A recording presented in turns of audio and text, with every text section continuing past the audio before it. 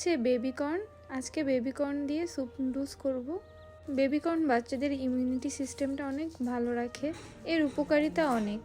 এই বেবিকর্ন যদি স্লাইস করে কেটে নিই তাহলে এটা সিদ্ধ হতে অনেক সময় নেবে, এজন্য আমি এটা গ্রেডার দিয়ে গ্রেড করে ব্যবহার করি।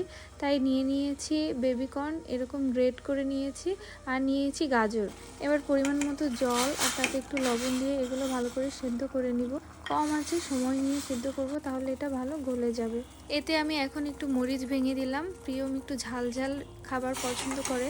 এবার 5 থেকে 7 মিনিট ভালো করে বয়েল করে নিব।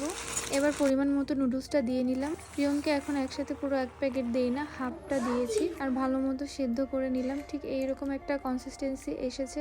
এরকম সুপি নুডলস খেতে প্রিয়ম পছন্দ করে, ওইরকম ঝরঝরা নুডলস খেতে পারে না। এখন ঢেলে নিলাম বাটিতে।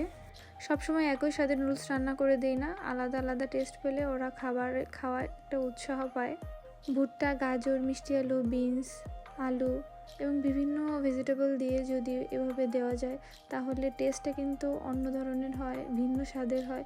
এতে বাচ্চাদের খাবার রুচিটাও বাড়ে আর চাহিদাটাও ঠিক থাকে, আর সব ধরনের পুষ্টি গুণাগুণও ঠিক থাকে।